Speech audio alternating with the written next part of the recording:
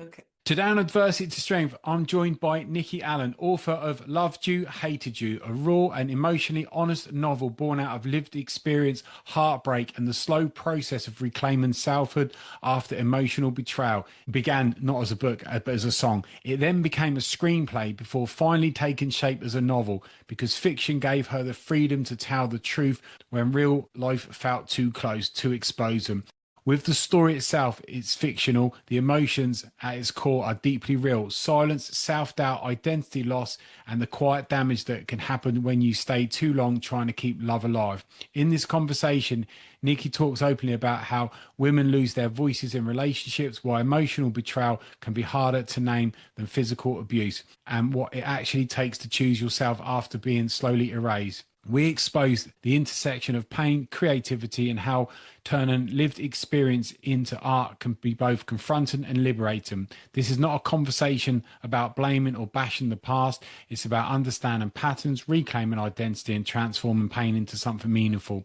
If you've ever loved too hard, stayed too long, or are still rebuilding who you are, this episode will resonate deeply. Nikki, thanks so much for coming on the podcast. Great to finally get to speak with you. Yes, thank you for having me. I'm excited. Thank you. Take us back to the beginning. Where did your journey start with this? With that, 30 years ago, I was in this terrible relationship that, I really shouldn't have been in. Yeah, I was in it too long, but what really kind of woke me up, I had this friend that I would tell her every day. We worked together, so I'd tell her every day the BS that happened the night before, sure. all that stuff. And she'd give me all this wonderful advice, shoulder to cry on, etc. But one day she said to me, I don't want to hear this anymore. You're not going to leave. You're clearly okay with this. So I don't want to hear it anymore. Right. When you're ready to leave, we can talk about that. But that was the eye-opening moment for me when it was like, because I didn't realize I was repeating the same thing over again, that this had become a pattern.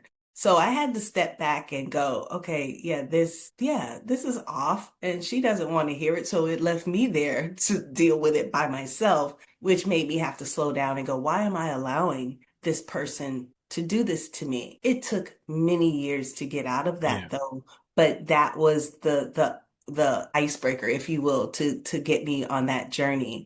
And I'm a singer-songwriter first before anything. And so when I started working on my first album, Loved You, Hated You was a song I wrote. And the end of that verse is I loved you, I hated you, and now I'm releasing you. And so that was kind of a healing, cathartic song for me to try to move past that relationship. A little bit, actually, kind of simultaneously, I started really working in the film industry. And so I wrote a screenplay. This wasn't the first screenplay, but I wrote a screenplay and I'm like, I want to take Loved You, Hated You and make it a story. I didn't use my story because it was very volatile and I didn't want to take people down that road. But Sure. I did want to express the pain, the longing, the why. Why do women stay? Because we hear that all the time. Why did you stay?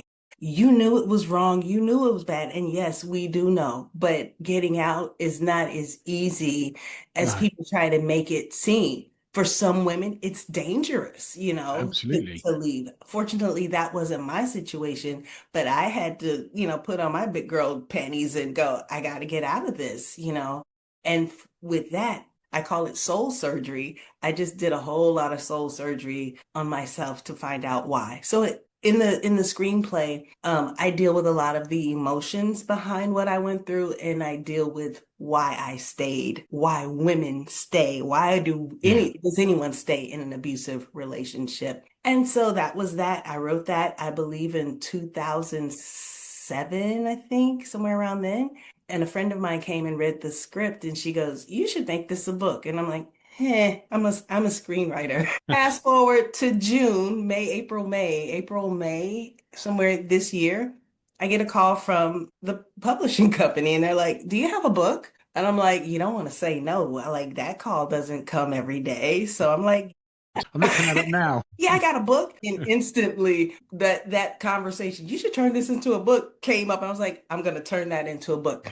So that is how we have come along with a fiction of this book. Yeah, no, that Yeah, often it's the other way around. Somebody's got a book, and then it becomes like a screenplay there as well. So You got to understand one thing about me. I'm always backwards. that's why we got a lot in common then. I tend to do things round the wrong way. I'm like, probably should have done it that way first. When you go back though, and you look back there, what would you say now? Because obviously there'd be people that's listening to this episode, and one of the whole points of the podcast is that people come on, and they tell their stories, and other people can relate to them. There'd be so many people that, especially women, that can relate to your story.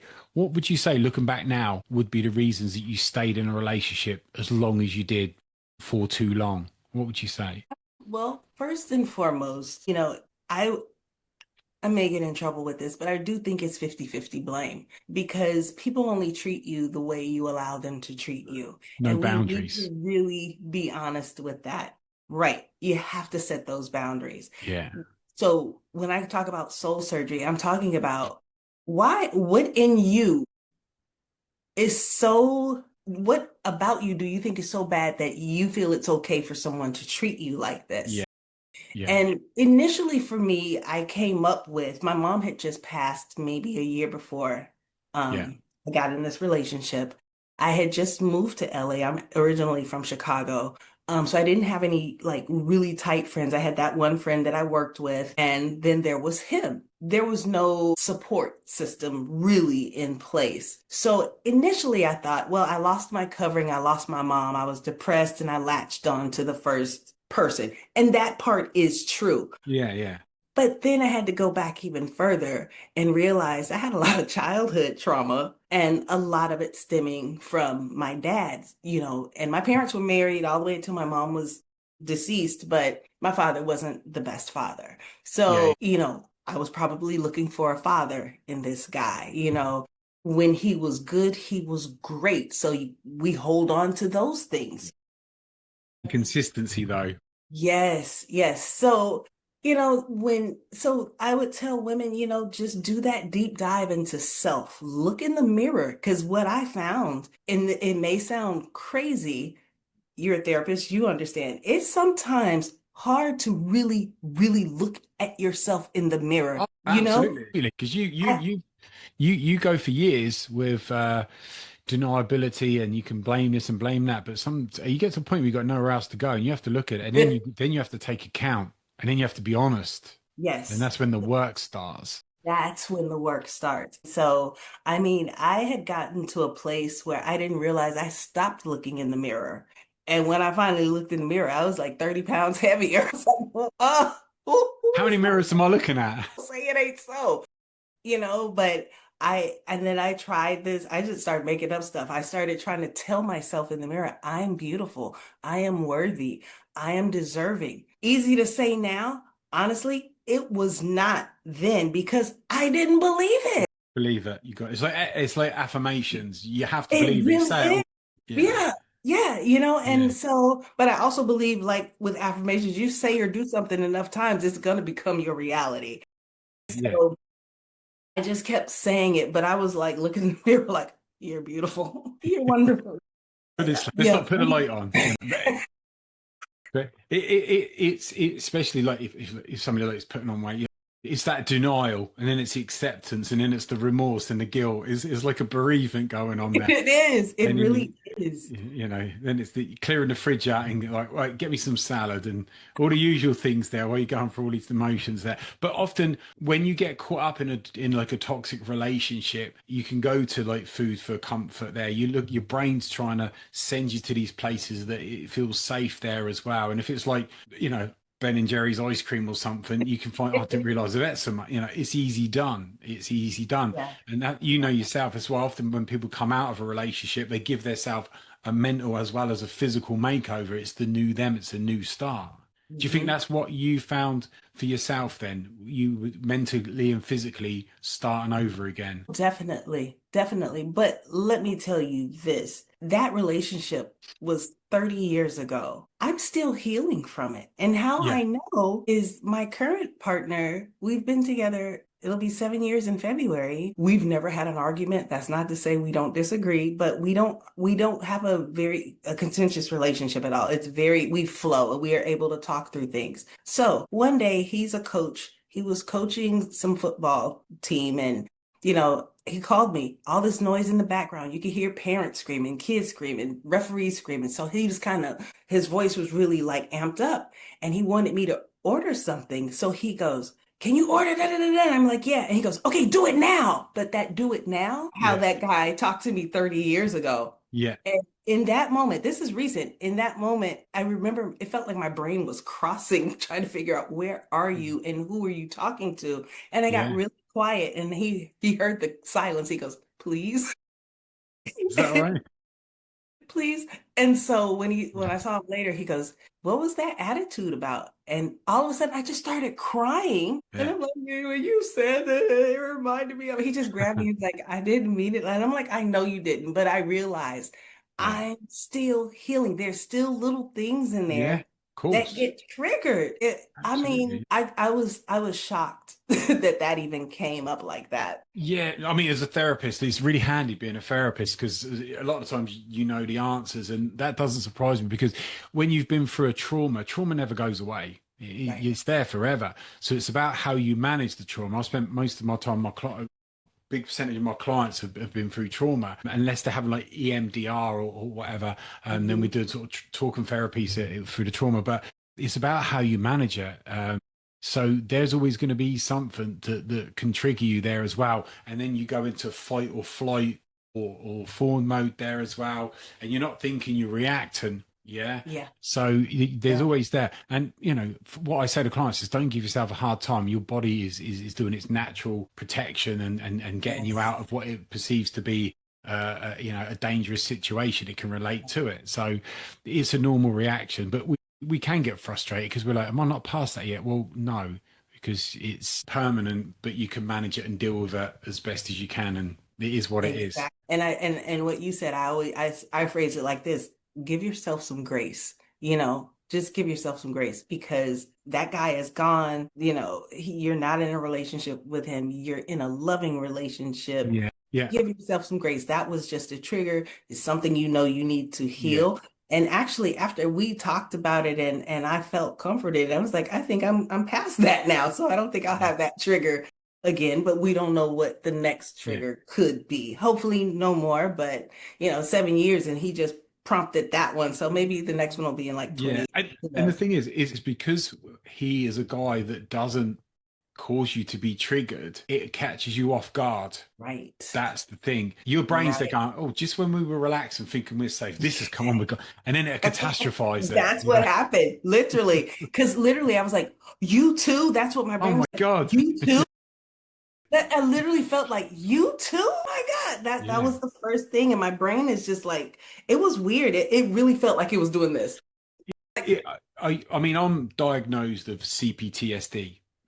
Yeah, I'm officially diagnosed. I had a terribly abusive upbringing through parents there as well. So I have to have trauma therapy. I have to work on myself every day. It's exhausting. And you with a lot of therapy you improve, but it's always a work in progress. But there'll be certain things. I'm like the most chill guy going, but then somebody could say something and it's like the most tiniest thing and you find you overreact and it's like, where did that even come from? So then you have to do all these Exactly. strategies to like, right, take a breath, where did this come from? Am I in that? Oh my, Yes. it's exhausting, Yeah, it it's really is. Because that is exactly what I had to do. But I was mad at him. I was mad at him until he and I had a conversation. I could not come back to say he didn't mean that. However, in the back of my head was like, he didn't mean that. You're taking it the wrong way. But I yeah, was your pushing your at him. your brain's in fight or flight. It's not taking a chance. Yeah, Yeah. exactly. And so it wasn't until I was like, oh, I can't wait to see him.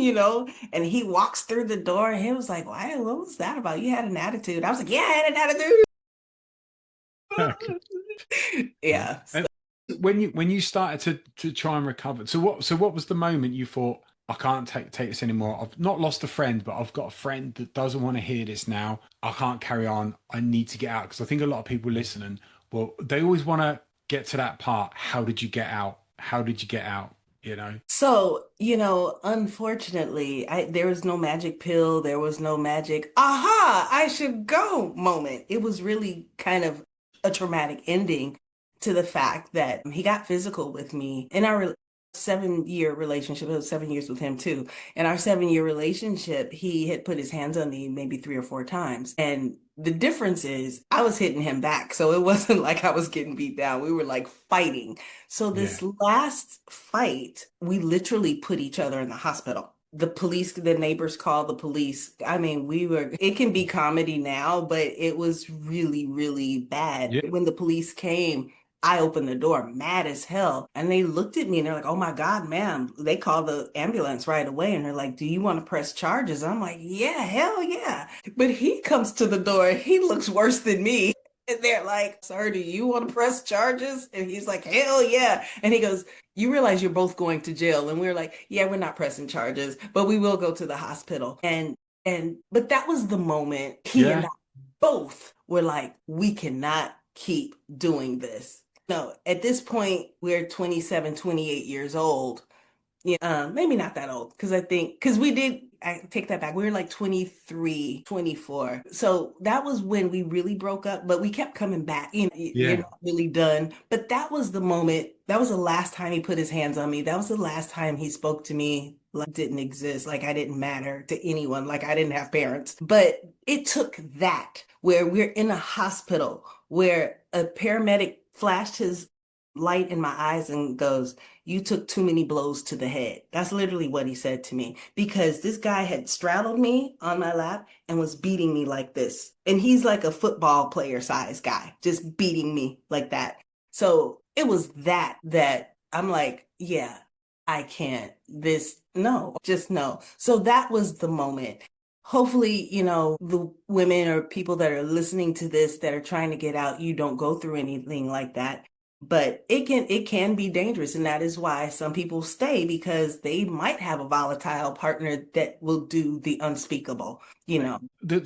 for me as a therapist, I mean, I've pretty much heard it almost everything, and there's people that stay with an abusive relationship. There's loads. There's like he's told me to change. He won't do it again, I explain he will, and here's the reasons as to why. It's unresolved issues, projected, blah blah blah, and until that changes, you'll be there forever. And they are. Also, like you get people that think I can fix him, I can do this, I can do that. You can't fix anyone. They have to do it themselves. You'll be there forever. I can't fix anyone. I'm a therapist. I can help them, Right, but I can't fix them. exactly. You got the financial side of it. You got the financial side. You've got the hope springs eternal. And one of the biggest things I've had because I deal in relationships is that people are not looking at the relationship they've got. They're looking at Mm. the dream that they hope one day it will be, which was never going to be. And I'm like, look, your Or what it relationship is, was, or what it yeah. was when we first got Or together, what it because was, yeah, yeah. Usually when it's a narcissistic relationship, well, yes, those first 2 weeks exactly. were great, and now they're gaslighting me. Could we go back to that? I said, unlikely it's going to happen. But so people are basing a relationship on a dream that's just never going to happen. In 5 years' time, it's going to be great. Yeah, no, your relationship's right here. Whatever it is now is your relationship. The end. Right. Is it an abusive relationship? That's what you've got. Yeah, but in Yeah. 2 or 3 years, no, right here, right now. Yeah, exactly. So there's always the lots of reasons, and it does take up because even if you're in a healthy relationship and you come to the end and it's like a mutual thing and I wish each other all the best and stuff, you've then got to pack your stuff or you've got to, or wherever it might be, and it's mentally exhausting, it's overwhelming, you've got the Yeah. vulnerability there. So I do get it why people stay in relationships a lot longer than what they should. We've all And done and that. And you don't want to be alone. Nobody wants to be alone and lonely. People are battling that one because this something is better than nothing, so they think, right? Yeah. But again, you need to deal with self because right now I love being by myself. I'm okay with being by myself. I'm okay with my guy, but I'm okay if I'm by myself. It's not a Yeah. problem because I like me now. Yeah. Yeah. And so did you like move out and get a new apartment, or We didn't live together, you did ironically. live We together? didn't. Yes, but he had keys to my apartment and Yeah. back to, that amazing thing when he'd be explosive, the next day I'd come home, rose petals down the hallway. I'd come home from work, open up my door, balloons, flowers, candy, teddy bears, cards. I love you. I'm sorry. Like who doesn't want that? So, like you said, you hold on to that dream Yeah. And but that's really what it is. It's just a dream. And actually there's a professor that lives down the street from me that bought the book, and she said, you described the charm harm dynamic perfectly. Charm harm, yeah. And I had never heard that term before, charm harm. But as soon as you do, it becomes obvious. Yes, I'm like, that is exactly what that was. Charm harm. Yeah. Yeah, yeah, yeah. Because when they do the charm side of it, they think it levels out the harm side of it, Mhm. which it But doesn't. they're only disarming us. We get Yeah, disarmed. Like, yeah, yeah. oh, And one of the I've had clients come to me and if say, look, you've got like a lady that's in an abusive relationship, but yeah, but some of the time he's great and he does this and he gets me this and it's 50-50. I'm like, yeah, but that's not good. 50-50 is not right. good. It should be like 95% great and the 5% I'm working on it and not going to repeat it. Not like, well, it levels itself out. No, no, that's not how it Right. works. That's not good. Right. But Yeah. but that also speaks to where that person is in their own Oh, yeah, lives and yeah. about how they view themselves. Because, like, if we can only fight 50% of the time, we're doing good. Like, no, you're not supposed to fight at all. You have disagreements and all of that, but it doesn't have to be volatile. Yeah. Yeah. And so when that relationship was over, is that when your journey really started? Because I mean, you're only like pretty young then. You're only like early 20s. So a lot of people just like carry on and then repeat the process with a guy that's just like the last guy and or I a guy know. that's like our father or whatever, you know. Mhm. You know, so I what did did marry a guy more like my father, and that was bad too, but that's that's a that's different that, that's a different that's conversation. that's a standard therapy conversation. You do know you could marry somebody like your father. I wouldn't do that. And oh, he sounds just like my father. You get that a lot. Realize that, but I didn't fall. I've never been in an abusive relationship again. I definitely held Yeah. my boundaries on that, and I could see it coming. But also, whatever work I did then at 20 something, because I clearly understood that at that point, I understood that is not what my mother would want for me. I didn't understand that Right. that's not what I wanted for myself. But I had mom in the back of my head, like, we don't do that. I was able to move past that. But so in that, I started self-regulating about who can be in my circle. What I have realized now that I'm completely different, bullshit, excuse me, doesn't even come to me, because whatever this is, like, I'm not talking to her because she's not gonna even have it. But Yeah, yeah. I'm not attracting that. You Yeah. attract who you are. You are what you eat, right? Yes, I say it all the time with because I get a lot of I've had a lot of clients where it's male female and that they repeat the same process and the law of attraction on that particular person. You see like I've seen it in the past where you get like a really nice lady, really pretty, and every guy she goes out with is abusive towards her, but the brain will send you to what it knows, even if it's not good Mm-hmm. for you, because it's like, Mm-hmm. well, this keeps you safe, yeah, but it's abusive, but you're still alive though, Mm-hmm. yeah. So let's stick to what we know. Right. And so you have to break that cycle there as well. Right. And but then when you've got like yourself, you got those strong boundaries in place. A lot of people can sense I can't treat her this way. If I do, that's it gone. So I'm not going to waste my time Right. for example. So you can see where you've made the changes there and having the strong boundaries. And you know yourself, once you've got those boundaries, this is working for me and I'm not meeting anyone that's abusive. Well, you're not going to change those for anyone. Right. And just to kind of go back to what you said, a woman that's beautiful and going out with these abusive men, she 9 times out of 10, you would know better than me. I'm not a therapist, but she was probably abused as a child or and saw that dynamic in her family. I Yeah. think the difference for me was my parents, which is why my new relationship works. I never saw my parents argue ever, not Mm. raise their voice, nothing. They didn't like each other, but it was not a loving relationship. But Yeah. I don't know that physical, violent, explosive dynamic. That just wasn't them. And truth be told, when they weren't happy with each other, we really didn't know.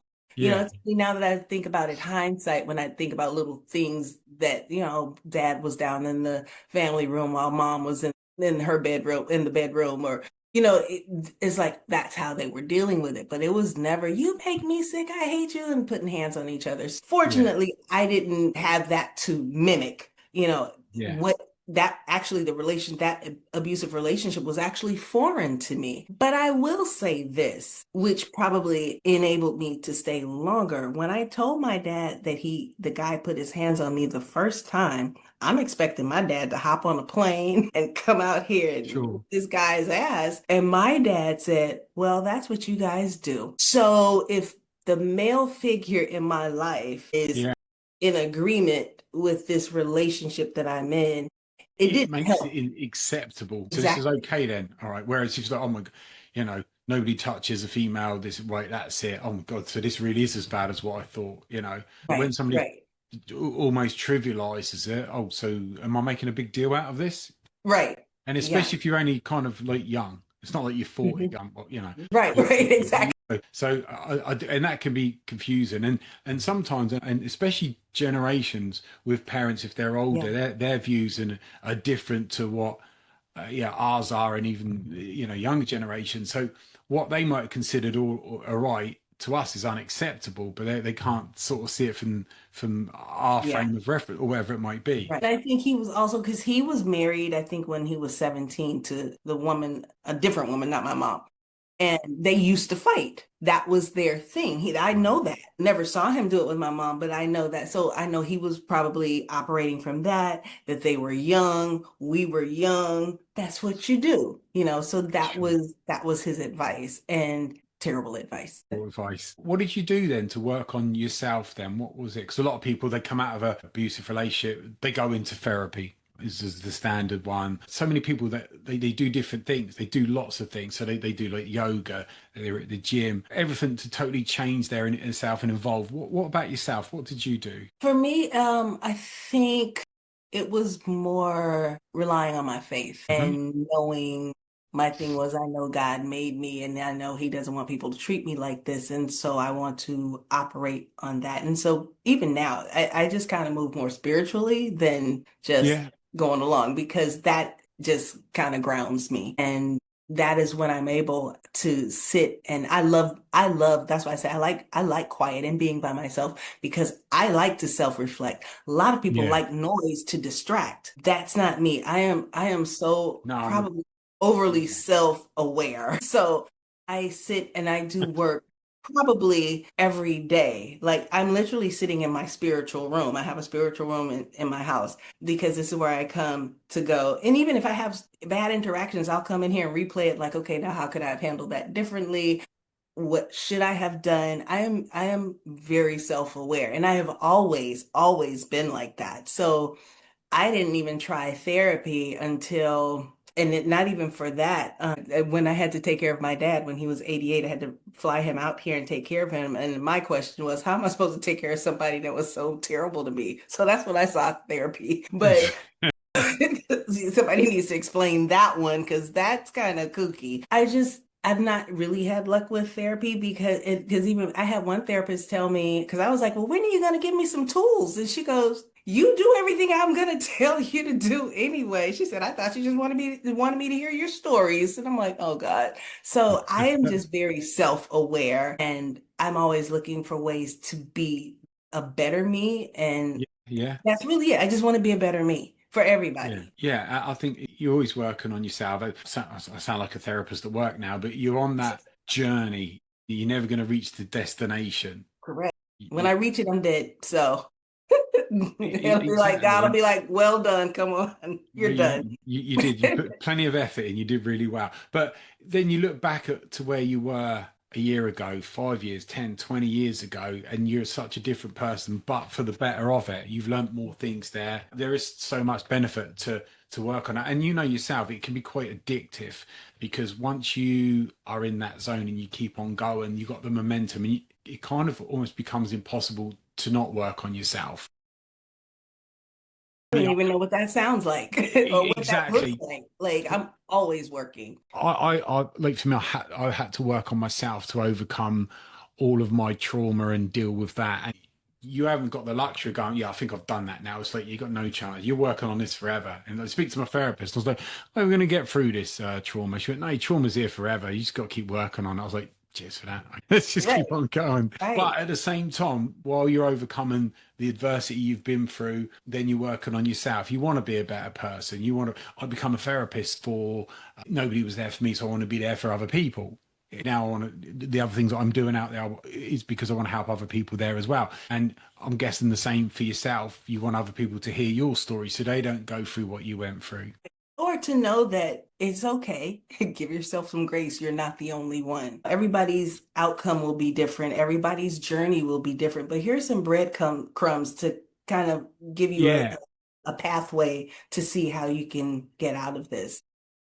Do you find that I don't know, maybe your experience, but I've had it with like clients as well, and just people like on podcasts, or whatever, where they feel a lot of shame towards their self because they didn't realize it sooner. They didn't deal with it straight away. It took years to get out of it, and they almost feel like they're too embarrassed to speak out about it. Oh, I should have done this or should have done. Well, we all should have done that, but there's reasons behind it. You know what were your choices at that particular time? You might not have had a lot to work with. You didn't know what you now know. You know, how do you think that was for yourself? And have you come across people similar to that? Yeah, there are so many people, just it doesn't even have to be this kind of trauma, but people like to hold on to things. They don't want people to think badly of them. They don't want the world to know because there's the shame or some stigma. I don't know what my parents instilled in me, but I give no fucks about what people think about me.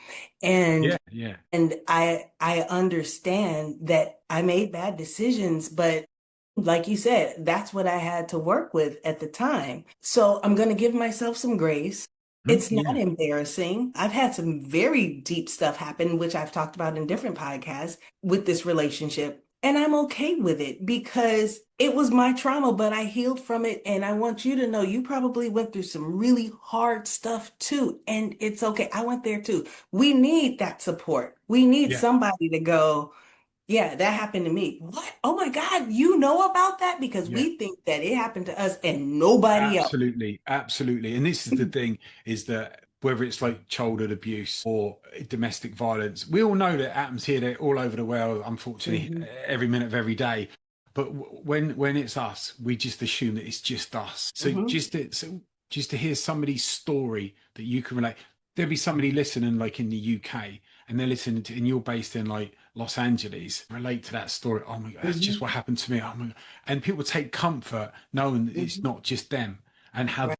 did they get through it. What did they do? So this is why it's so important. It makes such a difference for people to speak out. Yeah, Definitely. definitely. I really do think so. And I think when you speak from a place of healing, because I'm not going to say I'm healed, I'll never be healed, but healing, Sure. Yeah. right? When you can speak from a place from healing, it's more attractive because they know, Yes, it okay, I is. too can do this. I can do Yes, it this. is. I think we should all share our experiences because it's another way of reaching back and helping.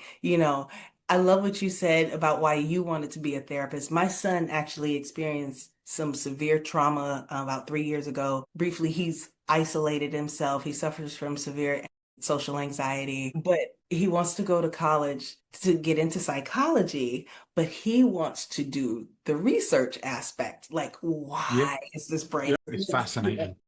So you just never know where your trauma will take you. You've Yeah. seen people go through trauma and create, all kinds of nonprofits or, all Yeah. these things that are It, successful, yeah. to help to go, you too you don't have to just stick in that and suffer in that silence. There Yeah. are other people that have gone through that. Yeah, and it's about what you can use. It's with like one of what I grew up with, it took me a long time to accept that out of every sort of adversity or trauma you go through, there can be something positive, and I would flatly just refuse to accept it. And unfortunately, evidence was put in front of me where I had to accept that I was wrong, and that Hmm. you can, if you deal with it in the right way, if you look at it, you can actually do that. And that's like what I do. I've got a podcast now. I've become a therapist. I'm a speaker. I'm an advocate. I'm writing a book. All these different things there because it's all one. It gets me to grow and evolve as a person, part of the healing journey. But Yeah. along the way, every part of it is intended to help other people there as well. So if I can, instead of just one-to-one therapy, if I can get out there and spread the word, whether it's through podcasts, whether it's through writing or whatever, and it helps somebody else, then great, that's it. And again, I think that's what you've done though, isn't it? With like the book and screenplay and Yeah, that well, at least that's my plan. That's the trajectory. That's what I want to do, So I'm hoping if I can help one person, I'm doing something positive. I think just, I mean, you do obviously the podcast there. There's going to be people listening there. You might never hear about it, never hear Right, about it, and you won't know the impact you've had on somebody's life. right. That could have been a difference. You just don't know. But You at don't least know. if you're out there and it gives somebody the opportunity to listen to you, then who knows? So Yeah, I'm just gonna keep talking as long as you guys want to hear it. yeah, and it's a good thing, especially like the way you come across and you tell the story. You tell it in like a light-hearted way, not like heart, but an easygoing way, so Right. people don't feel overwhelmed listening to the like some terrible traumatic. Because you could say your story again and make it sound like the most terrible traumatic story. Oh, it's just awful. It's so bad, but you don't Yeah. say it in that way. You know, Right. And always that's the because lessons. I don't speak from a victim mentality because Survivor. I've never felt that I've been a victim. And I'll just tell Mm. you this, like I said, I'm an open book. I was raped before. And when I went to therapy for that, I had to stop because I'm like, you're making me worse because you're making me relive this over and over again. I am not a victim. I refuse to be a Yeah, victim because of this idiot. You yeah, understand? yeah, yeah. I'm way stronger than that. And I don't even want to just be a survivor. I'm going to thrive. And Yeah. that's just my mentality, but and I'll say it, maybe I'm cheating. I was a professional athlete. So in that you have a different mindset. But that's just Yeah, just yeah. With yourself, where it's you got such a strong belief system, yeah, that's what gets you through. And absolutely. just talking with you, you know that nobody's going to be able to stop you. That Right. nobody's going to be able to convince you otherwise. You're going to set a goal. Obviously, being an athlete, you know how to set a goal and reach it, and how you're going to get there. And there's your results. That's why you've got the results. And that, for me, that's probably one of the reasons why you've dealt with it in the way that you have. You've gone on. Right. You've not just survived. You've gone on to thrive. Yeah. And Yeah. that takes a lot. Not everyone can do that. Not everyone Right. can do. And I realize that. So sometimes I have to slow myself down because I'm like, why don't you just? But it's not just a why don't you just for the average person. It's just not a why don't you just. So I slow Yeah. myself down and I understand like this, people didn't have your training and and truth be told, I came from I didn't even know I had a traumatic childhood until recently when you and how does that work? I probably need to hire you for this one to be my therapist So because when I think about it, I'm like, I always said I lived in the glass house. Like people didn't understand what was the dynamics that were really going on in my house. But I was part of, I'm looking at yeah. it from the glass house point of view too. Like I didn't even get that this was a glass It house. as a therapist, it's an easy one to give you an answer because a lot of and I've had it when I've gone to my first therapist there, and I'm telling her about the abuse that I suffered. I ain't even aware what I'm telling her, and she's like, "Lee, you're not listening to what you've just told me." I was like, "No," Right. and I felt like a 6-year-old, my inner child. I'm like, "Is that not normal?" What, Right. what Exactly. do you think? So the problem No. is we could be in a toxic and an abusive environment. The problem is that because we adapt, we normalize trauma. So we end up Everything. growing up and we don't know anything different because we've not lived in anyone else's house. So we only Mhm. know that. So to Right. us, that is normal. So it's not Right. until we step out to go, oh, maybe that shouldn't have been going on. Because listen, I'll tell you this story. My dad got drunk. Well, his mom got sick and he would drink a lot back then. And he got really mad or something and he came in and took a gun and shot up the floor, right? So I'm like 6 years old. Brother, maybe five, because I think my brother's like 14 or 15.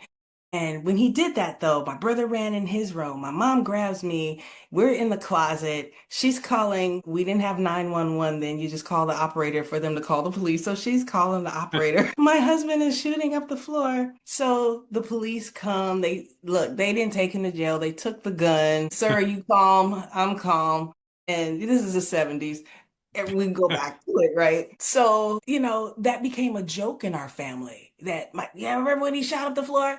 And my mom's like, you could have shot the dog. And my brother's like, you could have shot me. And everybody's giggling and laughing. It wasn't until I got grown and started telling the story, people were like, your dad shot up the floor with a little baby in the house and the dog. And I'm like, yeah, that was, wait a minute. That probably wasn't a good thing. That, So that that didn't happen in your house. exactly. And when I got my dad when he was 88 and we started talking about these stories and he's laughing, I go, you do realize this really isn't funny, right? And like, I mean, because there was one time he was throwing people out of the window, a second floor window, because everybody was mad at him because they thought he didn't contribute to his mom's funeral. And so he got mad and was throwing people out of the window, like about seven people. And my mom grabs me. We go downstairs, we wait for the police, and the police say, ma'am, do you want to go get your husband? I was like, I'm not going up there. But that became a joke in the family. Like Yes, he's yeah, throwing yeah, people out the window, and the police want my mom to go. Like, uh, yeah, no. So I'm having to, this is what I'm dealing with now, trying to yeah, deal with that because these things come up and it's like, ha, wait, that's really not funny. yeah. So didn't know I was living the One of the things lifestyle. that I is one of the things that I do with like clients that are telling me a story, which I'm like, because obviously I'm aware of what they're telling me. I'm like, what do you think of that? Oh, well, that's not a big deal. I was like, all right, okay, right now, if there was one of your friends was telling you that story, what would you feel? And go, oh my God, that's terrible. I was like, so what's the difference? Oh, yeah, It's so crazy how that mind just, this yeah, is normal. We normalize the yeah, trauma. So back to that story, I had all this kind of trauma. This is a different kind of trauma. I didn't know what, okay, yeah. you're my guy. So maybe this is how this goes. I don't know. I didn't have any good people to pattern this by. Yeah, So, and that's it. And also having strong role models growing up is really important because if you don't have absolutely. that, or it's a dysfunctional family, the effects it has Mm, because you don't know what normal is. You don't have anyone going, well, yeah, that really shouldn't be happening. That's definitely right. Right. Especially when yeah, your dad's like, well, that's what you guys do. So it's like, yeah. oh, Oh, okay. okay, yeah, exactly. So originally, your book was started off as a song. Tell me about that then. What made you sit down and think I'm going to write a song about this? That's a very good question. I was so attached to this guy, like you could not imagine, that I wanted to tell the story somehow because it was just, part of the lyrics are, you kept me in this comfort zone because he Yeah, knew how to yeah, keep me there. So it was just me, probably a letter to him, like I loved you and I hated you and now I'm releasing you. I've been there with you before, not going to do it anymore because I've got so much more in store for me. Those are the lyrics. So that was just me just telling him, you don't have that kind of access to me anymore. And I honestly don't even know like what actually the producer that produced the song, he said something about loved you, hated you, and that's when I was like, yeah, I'm gonna make that a song, and here we are. yeah. And then you decided to do a screenplay because you're doing this Yeah. all around the wrong way. Of course, that's how I do it, all backwards. Yes, and it was like, hmm, let's name this girl Gabby and tell this story because part of what my friend did not understand was the charm harm. All she was hearing was harm and why are you staying? Yeah, So when I wrote the screenplay, I wanted to make it a beautiful woman with a beautiful, attractive man. Because this guy was very good looking too. But in the book, the guy, the abuser, is very successful, very handsome, very charming. She really wants for nothing, but she does want not to be beat. But yeah, for the most part, she wants for nothing. But then I threw a little caveat in there. Well, what happens if this equally successful, handsome man moves in next door and sees her worth? So that's kind of the difference because I didn't get that Prince Charming to come rescue me. But because I wanted to, part of that was my fantasy, I guess, that I was writing that part of what I really wanted to happen. And then for the screenplay, it's like, well, nobody wants to just watch a whole movie of being beat down and talked down to. We no, need some kind of love element to this. Sure. So that is what happened. And so at the end of the day, the book is about, is she going to choose herself or is she going to stay in this relationship? And Yeah. that is the crossroads we all come to at some point. Yeah, it's that uncomfortable comfort zone. And often the more abusive, you'd think it would be the other, but it's not. The more abusive the relationship, often the harder it can be to leave. Because Absolutely. not only is there's the fear of it, there's the confidence and self-esteem and self-worth, and they, often people have been made to feel that they can't, nobody else is going to want them, or so to actually get out of that takes a lot there as well. And I think if Hmm. there's a story, whether it's fictional, based on true story, or whatever it might be, if it's something that again somebody can relate to, it gives them hope, it gives them that something. And who Yeah, knows, it might be something that might make a that one percentage that goes, you know, I'm actually going to do that now and right, not stay right. another 5 years or whatever, you know. Right, So exactly. And I hope the love story portion of the book inspires, like, I'm not going to do a spoiler alert, but I hope that it inspires that there is someone out there that can love you the way you deserve to be loved. You just have to know that you deserve it. definitely. And often that's the hardest part is to Hmm. recognize your own self-worth, especially if it's been taken from you as well. Absolutely. Yeah, and then Absolutely. to work on it and reclaim it there as well. You changing your environment. It takes a lot, but it can be Yeah. done there as It well. can, And I think when people read your book, listen to you on this podcast, other podcasts, I think the one thing that really stands out is your strength, and I think that will inspire people. This lady's got so much strength there. Give me half her strength, and that get me through. yeah. Yeah, Me, I'll give you half my strength. it's going to cost. Yeah. I think the other thing is that when you got somebody that says, "Yeah, I'm all healed from it," people are like, "Yeah, well, it's all right for you then."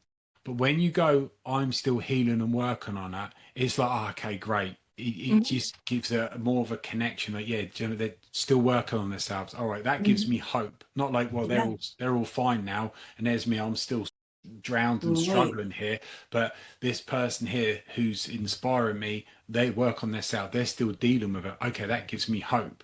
Yeah, So I think definitely. that adds the connection there as well.